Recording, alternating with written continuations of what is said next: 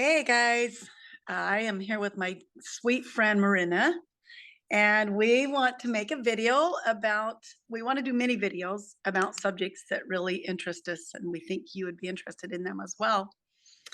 My name is Janet Broadbent, and I coach people in my home around my table, and I feel like that I've got a good thing going, but I have a lot of questions, and I had a lot of just oh man, it just didn't feel like I was quite that there were some missing gaps in what I was doing with people around my table in coaching them with relationships and mental health.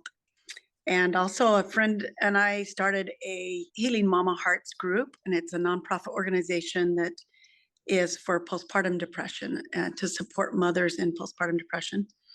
And that also, I just felt like I came to kind of a spot where I needed more education and more to be able to fill in the gaps of what I was helping them with and working with them on. And so I ran into Marinna, and really I ran into a post that she posted. And I noticed she's been posting a lot of posts on Facebook that I'm like, oh, yes, yes. What I wanted to know more about some of those posts. And then she posted one about some classes that I took from her that it just blew me away, rocked my world, because it was the missing pieces to what I was doing with other people, and it was so empowering. And it's something I want to share with other people. So I have a relationship class going right now, and I want to make these videos so that people can just hop on and hear again what we've already said probably a couple of times. But sometimes it takes listening to change that. I mean, it's like we're programmed to think a certain way, and it just takes listening over and over. At least it does for me. I don't know. Marinna, how long? Well, I'll let you introduce yourself, and then I'll ask you that question. Okay, awesome. Hey, everybody. So my name is Marinna Siri. Um, Gosh, I've had maybe 20 or so years of experience in this world of looking inside and actually discovering what I was doing that doesn't work, right? And then choosing to do things that actually do work. So about 20 or so years, I've dove into the field of intuition. That was like my very first one, the field of energy and intuition, supported people like that. And then I hopped into the realm of relationships, right? We've all got relationships. And at the time, my relationship was like, I could really use some support, right? So I joined the Hendricks Institute based in Ojai, California. And I did an apprenticeship program with them for 2 years, which completely rocked my world. And immediately, even during my apprenticeship program, I came to Utah and I'm teaching. And I started teaching every single week. So you know how the teacher tends to learn more than the student, right? So I did a little research, and at least the research that I saw said that the teacher learns 60% of what they're teaching, and the student learns 40. So I found that interesting that it wasn't 100% that the teacher learns, right? Which at the time that was interesting. Now I'm like, oh no, the more that I speak it, the more it integrates in me.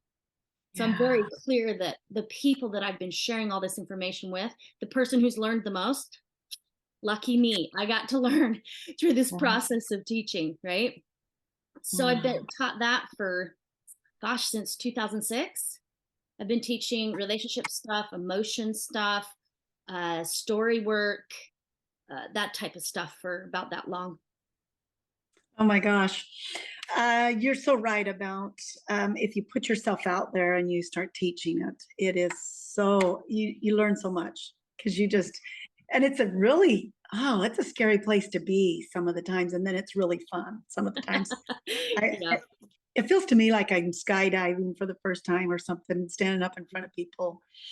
Um, I think, I think the biggest question is for me, not the biggest question, but one of the things that I wanted to ask you is it's I have these old ways, and it's called helping somebody or assisting somebody in seeing what's going on in their life, because sometimes when you're in the thick of it, you're drowning in it, different Right. emotions and different things, you can't see it. And so um, I I have this old habit of just puking my ideas on them.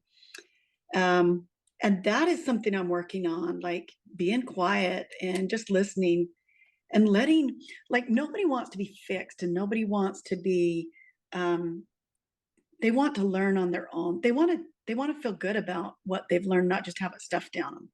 Yeah.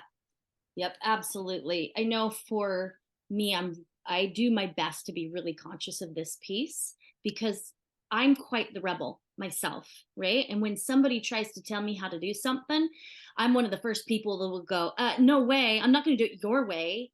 You know what I mean? Because I recognize I have my own path, Yeah. right? And just as you have your own path. And so, as a teacher and a facilitator, I do my best to honor that in the other person that's here to listen. It's like, no, this is your path.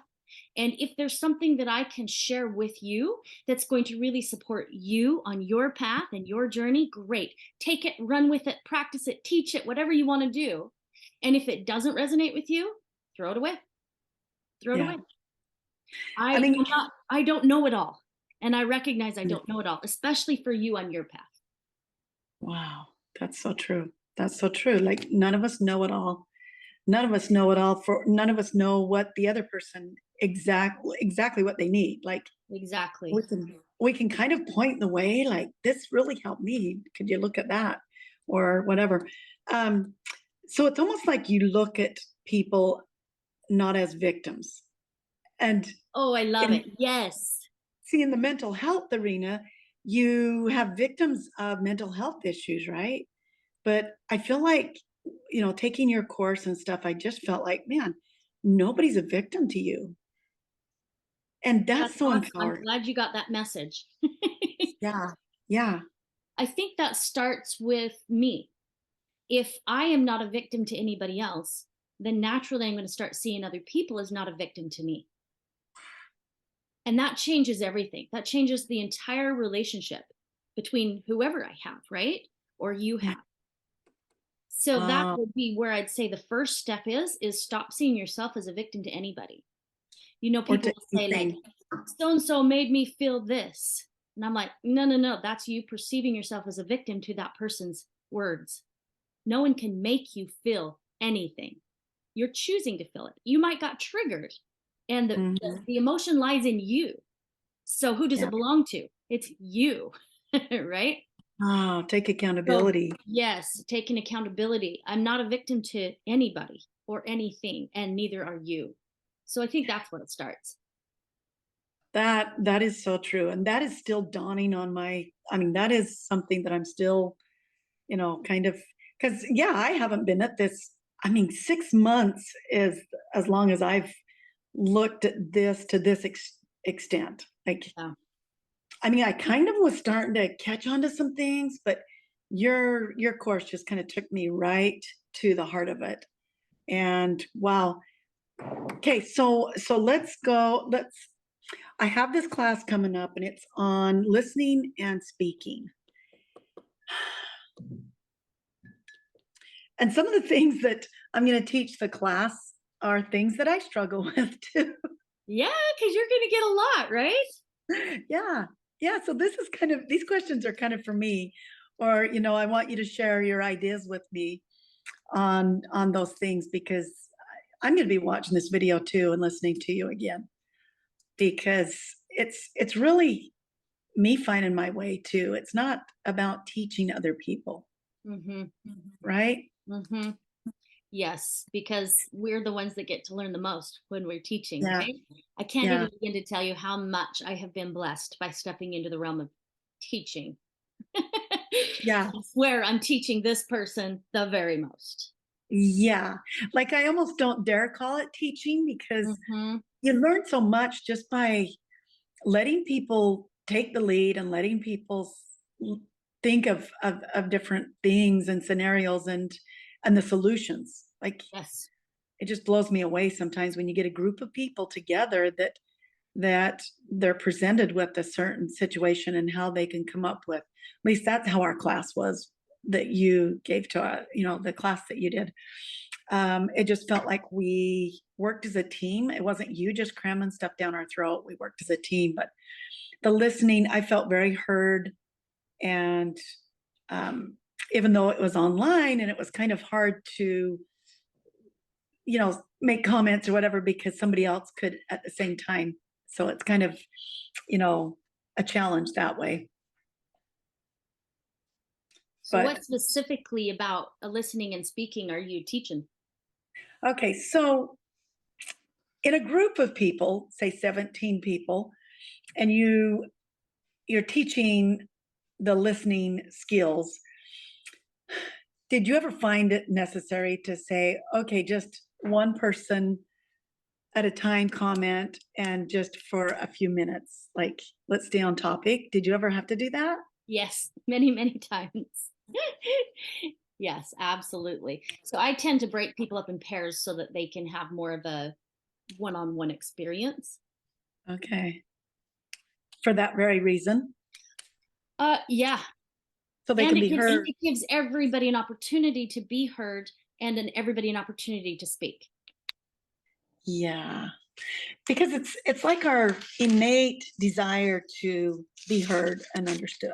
Yes, yes, yes, yes. We have such a deep innate desire to be heard, right? And so what I've found in relationship is that when you're in a relationship, especially in a, well, I wouldn't say especially in a romantic relationship, but a close relationship, close enough that you're going to have issues and concerns and problems and that type of thing coming up. When when both parties can feel completely heard without trying to fix the problem, nothing. So you're not listening to fix a problem, you're just listening to hear them. And when both parties feel completely heard, probably about 90% of the issue disappears. Wow. Because we really just want to be heard, right? Wow. So then, on Yeah. top of all of that, if you can recognize that what you really, really, really want is to hear yourself, and you start listening to yourself first, and then you have conversations with other people, and you start listening to them, right? And let's say your partner's doing it as well, or your child or whoever you're in a relationship with is also listening to themselves, then it's really extra powerful to come in and do these listening skills and communication skills, because now it's way easier to listen and feel heard because you've listened to yourself. So we talk about everything outside of you is a mirror reflection of something going on inside of you, right? Mm-hmm. So if you're really wanting to be heard by your partner but they are not listening to you, who really needs to hear you? You. You, right? Right? Yeah. So once you actually start listening to yourself, the mirror will start to change and you'll start to have people approaching you and actually listening to you, which takes so much of the issue and tosses it out the window. Right. Right. It's no longer an issue because you're not seeking his attention constantly. You're getting Exactly. your own attention. Yes. And then if you do hang and visit with each other, then it's not like you're so needy. Yeah, Like, you become not so needy of them having to hear you, which means because you're not so needy. Needy energy is a very what's the word I'm looking for? Uh, uh, the word's not there, but it pushes it away, right? It pushes what you want away. repelling, kind of. Repelling. Thank you. That was the word I was looking for. So neediness is a repelling energy. If you need it, you're actually pushing it away from you. Okay. Well, Okay. I'm taking some notes. That's why I keep. Yeah, That's that awesome. makes so much sense. Right. And So then when you give it to yourself, then you're actually filling your own bucket up. You're listening to yourself and you're like, oh, okay, great. Yeah, I would still love to be listened to, but I'm giving it to myself so much that I actually don't feel so needy of it. Then when someone else listens to you, it's like the ice cream on the brownie. It's the extra. It's the extra. Then that's what I call relationship abundance. When you no longer need it from your spouse or your partner or whoever you're in a relationship with, because you're giving it to yourself, then you're whole and complete in yourself.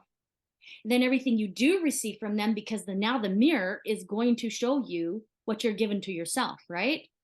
So then mm-hmm. all of that is extra goodies, which is relationship abundance. I like that.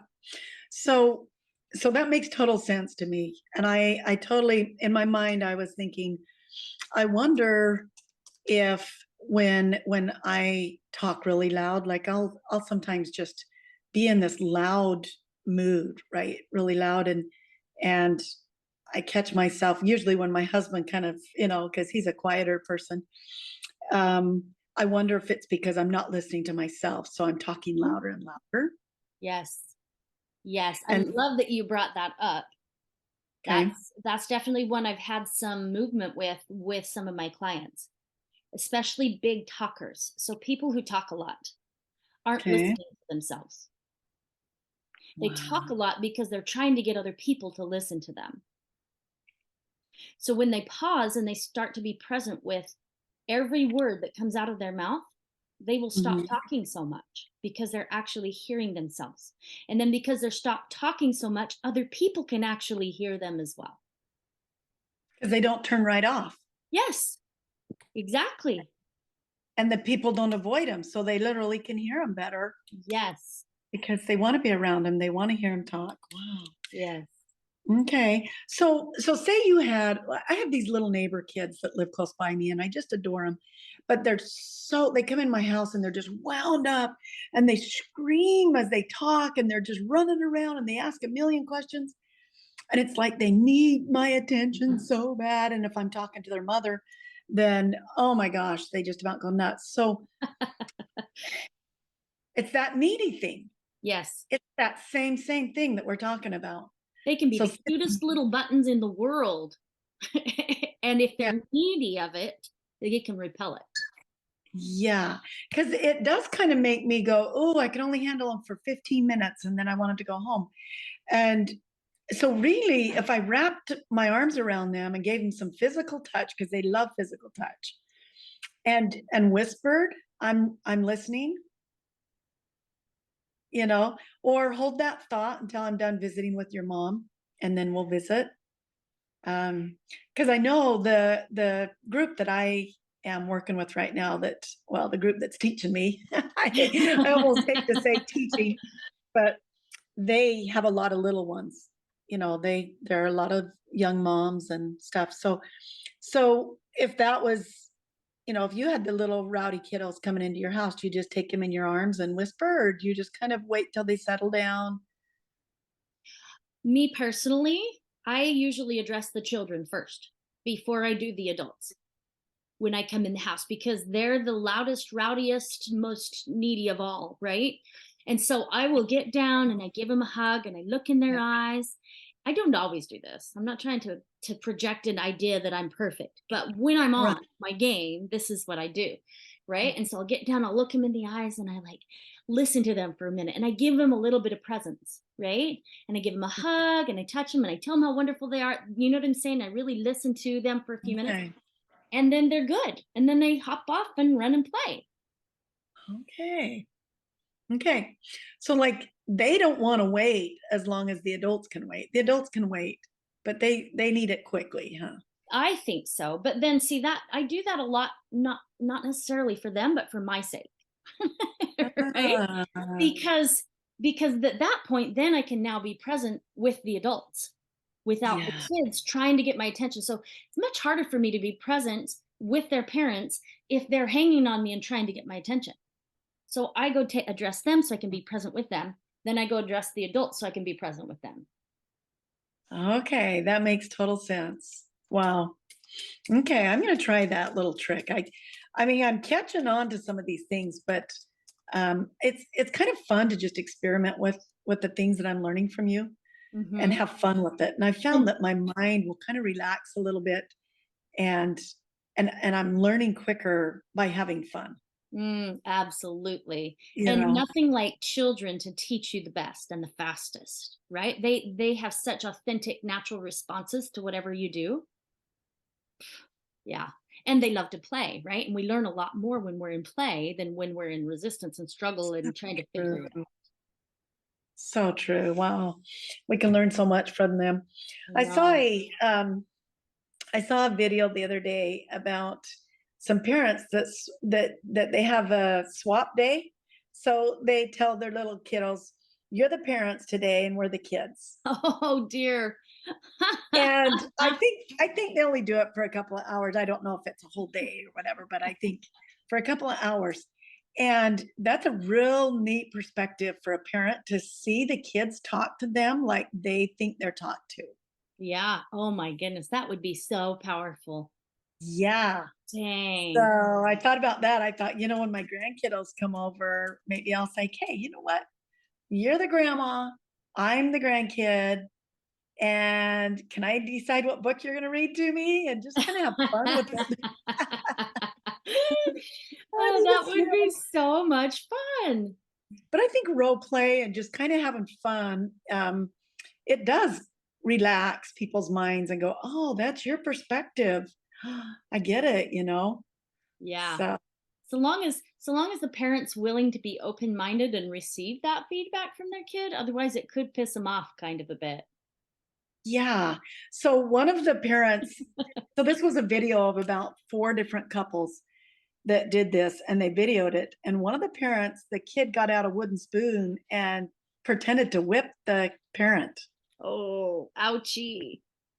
And so, That's a nice slap to the face for the parent. yeah. And it was really cool because they weren't shamed and judged by it, but they That's realized at good. that point that those techniques of saying, hey, we're going to get the spoon out was probably not as productive because they were doing it in kind of a, like a mean way, like big me, little you way. Yeah. Yeah. So that was kind Yeah. of interesting. Yeah. So back to the speaking or the listening piece. I've Okay. wondered this so much about children is like, so when we truly feel heard, right? 90% of the issue goes away. So how could this work with children that have issues, right? Like how much of the issue could be solved if we as parents would actually consciously listen to what that child is, not only what they're saying, but also what they're not saying, right? Yeah. So in the listening or in the communication skills and the listening piece, we have the 3 steps, right? So we have you paraphrase back what you heard them say. And then the Okay. next step is that you listen for the emotion. You listen to what you imagine that they're feeling, right? Okay. And then you listen for what it is they might really deeply want. And so when you're listening to a person, and especially a child, like for not only what they're telling you, but what they might be feeling and what they might really, really want. Dang, that solves a lot of problems, but it also wakes the parent up that the child isn't necessarily throwing a fit to be mean to the parent, right? Mm, It's because they are feeling something and they are needing something. And when those 2 things are addressed in the child, a lot of the issue goes away. There still might be something that needs to be addressed and taken care of, like you might need to go feed the kid, or you might need mm. to rock him and read him a book, or you know what I mean? There might be something that needs to be addressed then, but most of the problem will disappear. And adults, we're just big kids, That's true. right? Okay, so take that thought and tell me how you would deal with a young person, maybe a teenager that is dealing with suicidal thoughts. Hmm. I mean, it maybe depends on the certain personality and the Right. It situation. depends on the child and the personality. And it depends on if that child feels safe enough already around you to actually share that with you. Right. Because from the time that child is little, many parents have not been listening to their kid to where now it's to that point where the kid is desperate because for whatever reason. Right. Right. So if that child, if that teenager is willing and has approached the parent, like, here's how I'm feeling, here's what's going on, I would listen to them and I would not talk most of the time and just keep listening and keep listening and keep listening and keep listening Okay. until that child feels completely heard. Don't project why that child should be happy, why that child has a great life, why that child should want to live. Because that's a judgment, isn't It it? is a judgment. And the kid, it's not like the kid hasn't thought about those things. Yeah. Right. And so what they need more than anything is just to be listened to as deep and as dark as they need to share it, because that's what's really going on inside. They need to share it as deep and as dark without the other person trying to change and fix them. So that I get that, and I think that's wonderful. But if that was my child coming and saying, "Hey, I'm very suicidal," I turn to fear. Like Yes. I look at them as a victim, not a capable, able person like you're teaching us Yeah. to not put people in small places and look at them as a victim. It's really hard to not, if it's your child, to not just be so scared for them. Yeah, and it triggers all of your own parent stories about yourself. Like, oh my goodness, I'm a horrible parent. I didn't do something right. I messed up. It can trigger so much of that kind of stuff going on in your own head.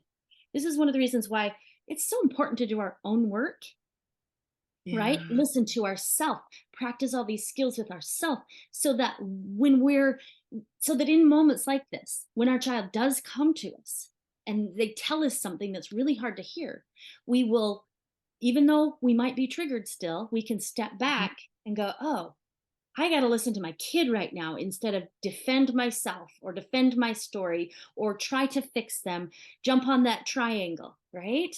Yeah. Yeah, Wow, that's and true. it takes a lot, and hopefully most of the parents are listening to this before it gets to where they're a teenager, and the teenager's not listening to the parents, right? Like, get it when they're young, and if you can start listening when the kid's young, the kid will come to you when they have problems, when they have issues, and then you can listen to them again. And there's a place for what I call co-creation for the parent. So, just so that parents can breathe, you will get to co create with your child some new place, but don't try to do it until that child feels really heard. Otherwise, Okay. it'll backfire on you, and the child will perceive it as you're trying to fix them, right? So, for an Yes. example, with the suicidal teenager, right? If you listen and listen and listen and listen and listen and they get it all out and you're listening to not only their words but their emotion. Oh wow, how did you feel about that, and what do you think about that, and probe them and go deeper and go deeper and go deeper, so that they are sharing and sharing and sharing and sharing and sharing. Take your shit, hopefully I can say that with your group, and Right. set it aside if you have to and deal with it later, so that you can be fully there present with your child while they're speaking and get as much out as you can. And then when the child feels like, oh, I feel much better. I feel much better. Then you can move into co creation. But I would also invite them, not just dump your Yeah. suggestions all over them. Like, you can invite them at that point by saying something like, well, do you want any ideas of what we can do to, or do you want to brainstorm what we can do to make your life happy again? Yeah. Right. And if they feel really heard, oftentimes they will say, well, yeah, because I don't want to be miserable, right? And Oh, then you can brainstorm, preferably as a friend, not a parent dumping a bunch of their ideas on them, right? yeah. Brainstorm with them, like ask them questions, more questions, like, well, what would make life worth living? If you could do anything, what would make life worth living? And then if they said something like, well, I want all the pain to stop in the world, great. What would you like to do to start making that happen? How can we help that to happen? So they Mm. don't feel defenseless. I mean, yeah, helpless, right? Helpless, yeah, that's right. Wow, that's some good things to think about.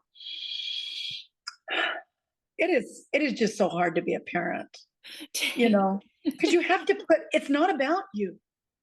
It's isn't. not about you, and then as they get older, it's really not your business unless they bring it to you, and it's a fine line. Oh my gosh, it's a fine line. Yes, it really is. Here's the thing: it's like it's about you until you have a kid, and then all of a sudden, day one, it's not about you anymore.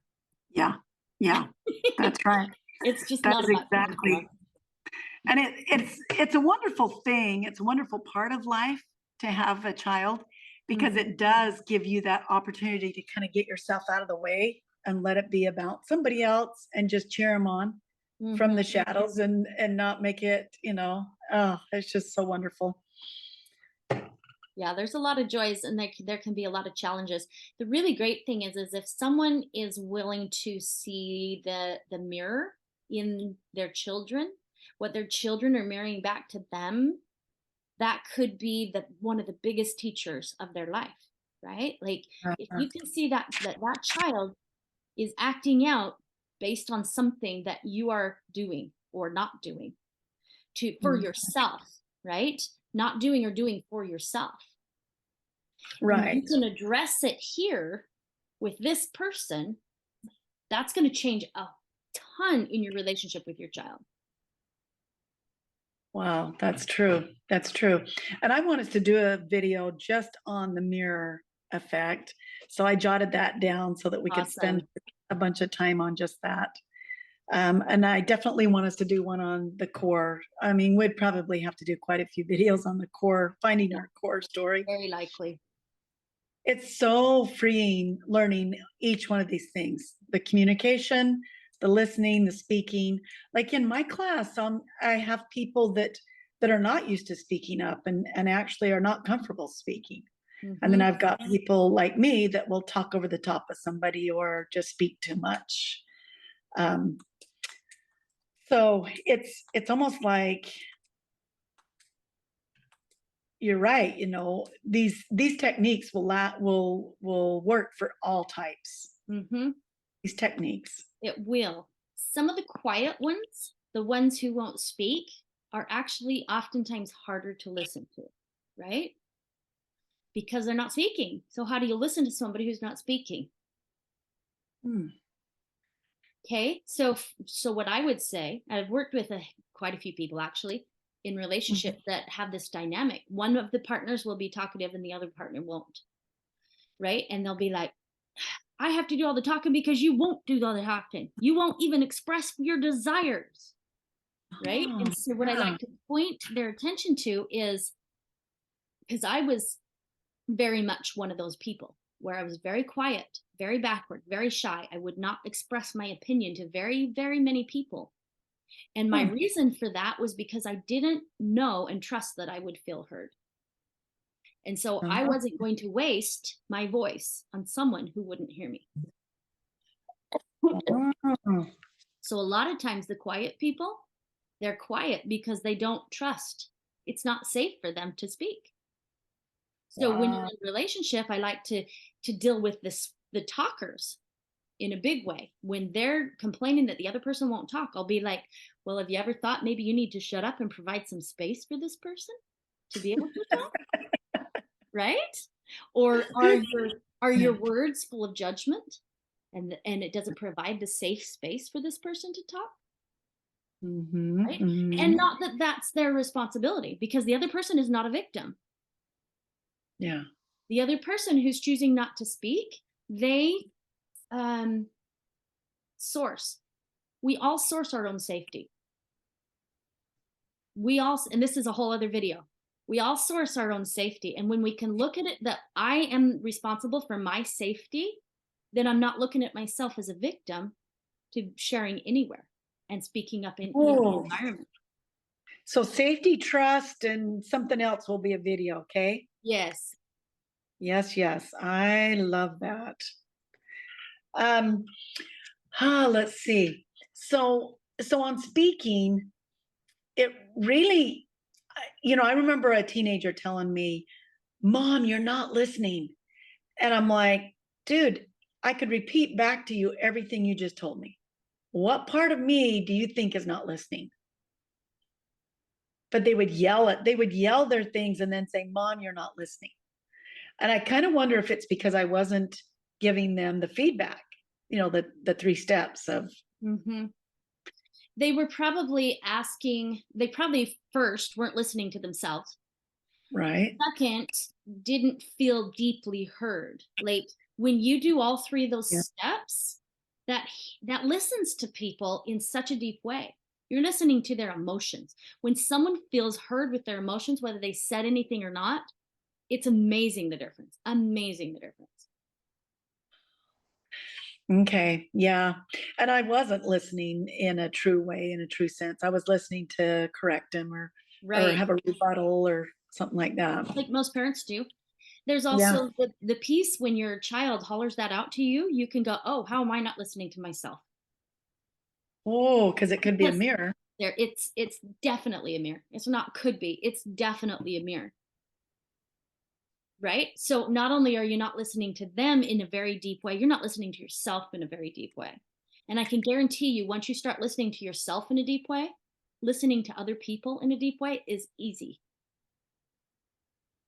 Listening is almost kind of like, I mean, it could go kind of hand in hand with tenderness or compassion for the self. Like Mhm. listening is kind of a self-care thing, isn't it? Listening to Yes, yourself.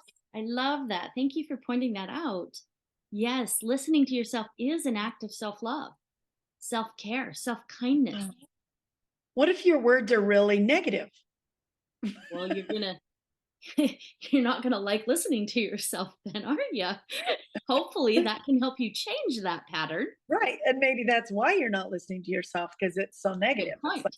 Yeah, abusive, negative. I don't want to be around somebody that's abusive. right, right, So I got totally. to tell you something kind of funny. So one day my husband was walking around with earplugs in, and I was talking to him, and he pulled his earplugs out, and I said, um, sweetheart, why are you wearing earplugs?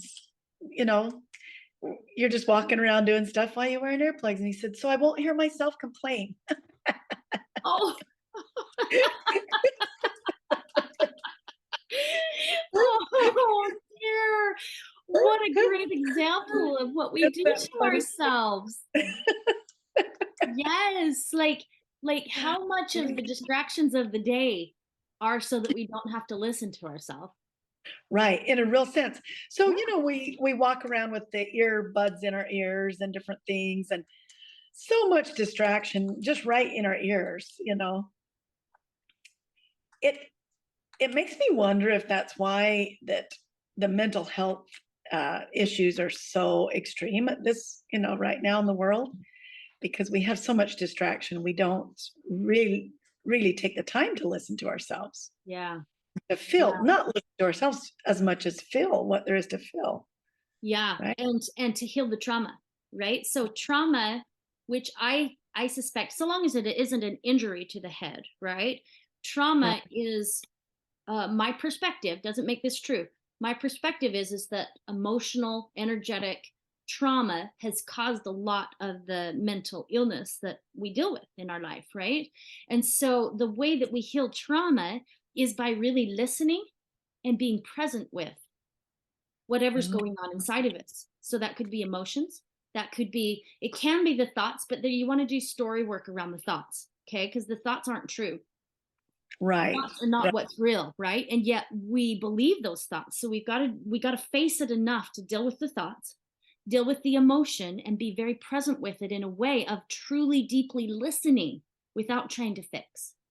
And when we Yeah. truly deeply listen to the emotion, listen to all of it, everything that's going on inside of us, then we can heal. We can heal even trauma. Mm. So with trauma, well, and that's a whole different video. Wow. Yeah, So that's a different listening, video. And I'm not that trying to is, say that people shouldn't, take pharmaceuticals or anything. I'm not saying that at all. What I'm saying right. is that start listen wherever you are, start listening to yourself and you can start healing. Wow. Well, this is just it is just, when you hear somebody say something like, nobody listens to me around here. It's like, oh, yeah. Yeah. Yeah. Go They're not put yourself listening in to time out. themselves. Listen to yourself a little bit and see what Listen you to need. yourself a little bit. Wow. I love it. I love this piece. I love the listening, understanding.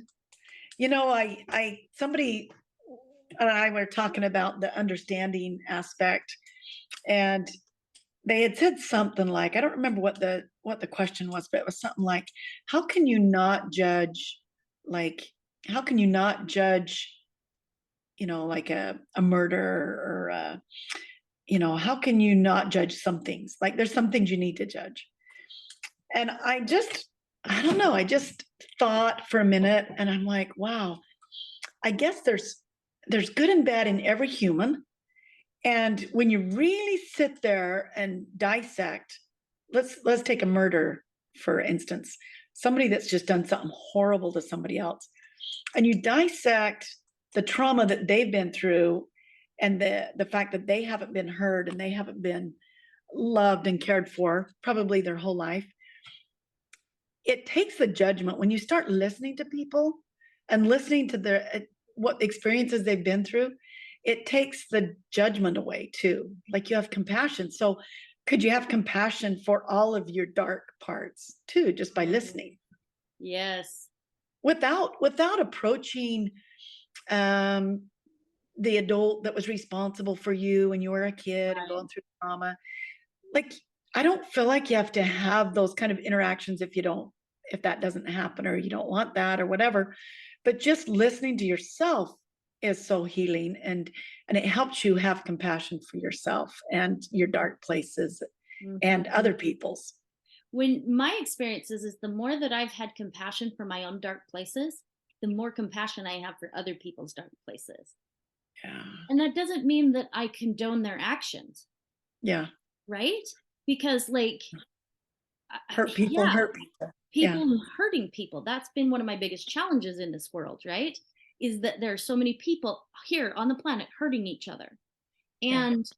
And yet the more that I have had compassion for my own darkness, my and listening to that in that deep of a way, then the more compassion I have for other people who are in their darkness. Yeah. And that I see a lot more people healing too. Like, Yes. I just feel like there's quite a movement right now of just healing and Mhm. accepting and loving each other. Um, I think there's a big movement with that. There is. There really is. I've noticed it too. Like, it feels like so many people are much more willing now to face into those dark places, to stay there, to listen to themselves, to not run away quite so much. Oh, I love that. I think we've been about an hour, and that's what we're gonna do. Let's see.